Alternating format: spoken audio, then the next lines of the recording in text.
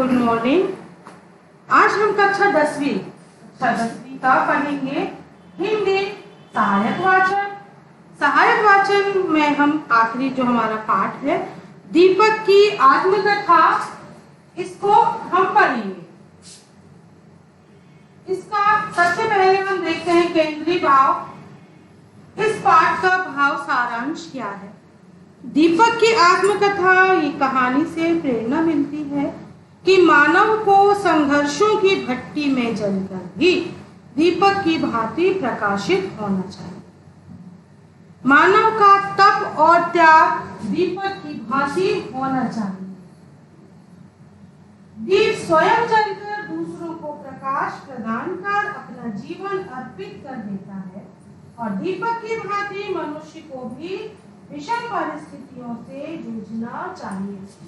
बच्चों, इस पाठ में ये बताया है, दीपक की आत्मकथा पाठ है और इस पाठ में ये बताया है कि किस तरह दीपक का निर्माण कैसे होता है। मिट्टी को पानी में फुलाते हैं, फिर कुम्हार उसको अपने पैरों से कुचलता है, फिर चाक पे चला के उसको भट्टी में तपाया जाता है और फिर दीपक का निर्माण होता है और दीपक स्वयं जलता है, तब वह दूसरों को प्रकाश देता है। इसी तरह मनुष्य को भी बनना चाहिए दीपक की भांति कि स्वयं अगर परिस्थिति अनुसार कष्ट सहना पड़े तो स्वयं भी इन संघर्षों को झेलते हुए दूसरों को क्या देना, सुख देना चाहिए, मानवता का पाठ पढ़ना चाहिए। दीपक की भांति स्वयं जलकर दूसरों को प्रकाश देना चाहिए। तो इस पाठ में यही बताया गया है। आइए हम इस पाठ के कुछ प्रश्न उत्तर देखते हैं। पहला प्रश्न, ज्ञान और दीपक के आपसी संबंध को स्पष्ट कीजिए। बच्चों, इस पाठ से प्रश्न उत्तर आते हैं। उत्तर है कि ज्ञान और दीपक का आपस में घनिष्ठ संबंध है। क्या है? ज्ञान और दीपक का आपस में घनिष्ठ संबंध है। ज्ञान का अर्थ प्रकाश से है और प्रकाश का सीधा सीधा संबंध दीपक से है। जिस प्रकार दीपक चारों ओर प्रकाश फैलाता है और प्रकाश फैलाता है तो क्या होता है? अंधकार खत्म होता है, अंधेरा खत्म होता है। जिस प्रकार दीपक प्रकाश फैलाता है और अंधकार को नष्ट करता है, उसी प्रकार ज्ञान का प्रकाश भी दीपक की भांति होगा। ज्ञान मन के अंदर के अहंकार को नष्ट करता है तो दीपक बाहरी अंधकार को दूर करता है। इस प्रकार दीपक और ज्ञान एक दूसरे के सहयोगी और सहधर्मी हैं। दोनों का एक दूसरे पर प्रभाव देखा जा सकता है। जिस प्रकार दीपक अंधकार को मिटाता है बाहरी रूप से, उसी प्रकार जो ज्ञान है वो क्या करता? अंदर के अहंकार को मिटाता है, अंदर के अज्ञान रूपी अंधकार को मिटाता है। अब है आगे प्रश्न कि जीवन में आने वाले संघर्षों और चुनौतियों को विकास का मार्ग क्यों कहा गया है? इसका उत्तर है कि जीवन में आने वाले संघर्षों और चुनौतियों को विकास का मार्ग इसलिए कहा है क्योंकि ईश्वर किसी भी महान कार्य के लिए जब किसी व्यक्ति को चुनते हैं तब उस व्यक्ति को जीवन की चुनौती को सबसे पहले स्वीकार करना पड़ता है। जब व्यक्ति किसी चुनौती को स्वीकार करके कोई कार्य करने को आगे बढ़ता है तो उसके मन में सदा यही भाव होता है कि मैं अपने कार्य में सफल रहूं, चाहे कार्य पूर्ण करने में कितनी भी कठिनाइयों का, कितनी भी मुसीबतों का, कितनी भी बाधाओं का सामना क्यों ना करना पड़े। इस तरह जीवन एक खेल है। जीवन एक खेल है जिसमें प्रतिपल जुटे रहकर आगे बढ़ना है। किसी कवि का एक कथन भी दिया है कि व्यक्ति जब कोई कार्य करता है, मनुष्य को जीवन में हर पल प्रतिपल कुछ न कुछ कठिनाइयों का, संघर्षों का, बाधाओं को सामना करते हुए अपने लक्ष्य को प्राप्त करना पड़ता है और इन इस पर किसी कवि का कथन है कि वह नया कच्चा खिलाड़ी खेल के जो बीच में है, वह नया कच्चा खिलाड़ी खेल के जो बीच में ही पूछता है साथियों से बंद होगा कब खेल कब तक। अब है आगे का प्रश्न कि दीपक से मानव जीवन की तुलना किस रूप में की गई है। बच्चों, ये प्रश्न अक्सर आता है कि दीपक से मानव की तुलना किस तरह की गई है, स्पष्ट कीजिए।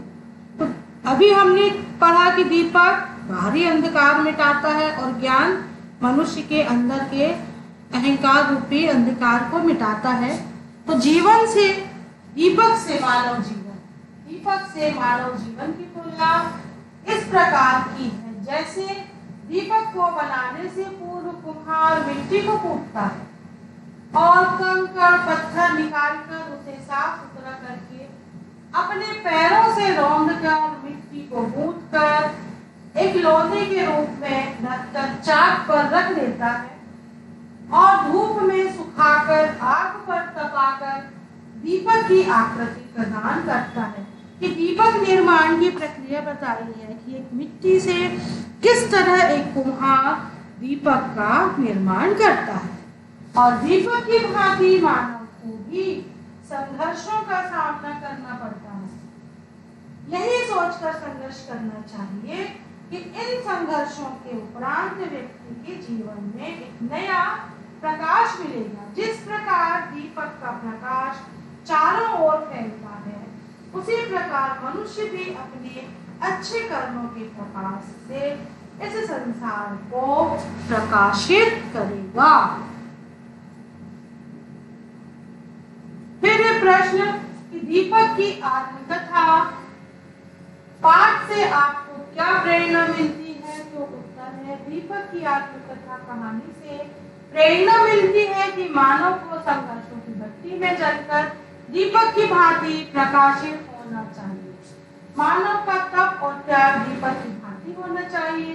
दीप स्वयं जलकर दूसरों को प्रकाश प्रदान कर अपना जीवन अर्पित कर देता है और दीपक की भांति मनुष्य को भी विषम परिस्थितियों से जूझना चाहिए और जीवन की सार्थकता तभी है जब वह जीवन में दीपक की भांति त्याग करे और विश्व को आलोकित करे। आलोक मतलब होता है प्रकाश, आलोकित करे मतलब प्रकाशित करे। फिर प्रश्न दीपक ने किस किस को नमन किया है और क्यों। उत्तर है दीपक ने पांचों तत्वों को नमन किया है क्योंकि उन्हीं के सहयोग से उसके भौतिक शरीर ने साकार रूप धारण किया है तथा मातृभूमि उसकी माँ है जिसे उसने कृतज्ञ भाव से नमन किया है। पांच तत्व कौन कौन से हैं आपने पढ़ा होगा। पंचभूत और पंचगव्य। पंचभूत क्या है? पृथ्वी, जल, वायु, आकाश। ये है, इन्हीं को, इन पांचों तत्वों को दीपक ने नमन किया है। और मातृभूमि क्या है? उनने उसकी मां है। अब आगे प्रश्न है कि दीपक ने अपने आप को सच्चा दीप कैसे सिद्ध किया। दीप ने अपने दुख और कष्ट के समय की यातनाओं और झंझाओं को सहन करके तथा कठिन संघर्षों का सामना करके भी चुनौती को स्वीकार किया। इस प्रकार कष्टों को सहन करके अपने आप को सच्चा दीप सिद्ध किया। वास्तव में दीपक स्वयं जलकर त्याग करता है तथा लोगों को प्रकाश प्रदान कर उसके जीवन में उजाला कर देता है। इस प्रकार दीपक वास्तव में सच्चा दीप है। फिर प्रश्न की मानव जीवन की सार्थकता कैसे प्राप्त होती है। मानव जीवन की सार्थकता तभी संभव है जब वह दीपक से सच्चा ज्ञान प्राप्त करे। कैसे दीपक से सच्चा ज्ञान प्राप्त करे कि कठिन परिस्थितियों में भी प्रकाश फैलाना है। कठिन परिस्थितियों का सामना करके भी अपने लक्ष्य को प्राप्त करना है। जिस प्रकार दीपक वक्त के थपेड़ों को सहता हुआ संघर्ष करके भी स्वयं जलकर दूसरों को निरंतर प्रकाश देकर अपना जीवन समर्पित कर देता है।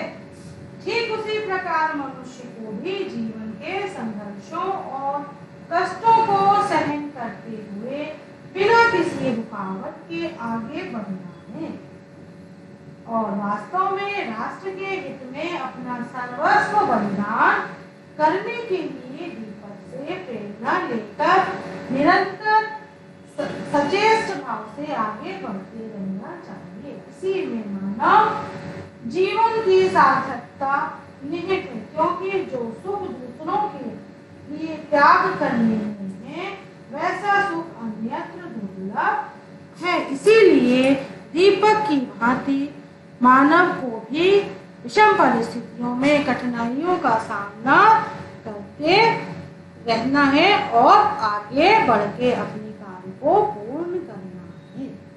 बच्चों, आज यह यहीं पर समाप्त होता है और इस पाठ से कम 2 से 3 प्रश्न तो आते ही हैं, तो आप इसको बहुत अच्छे से अपनी कॉपी में लिखेंगे और नोट करेंगे।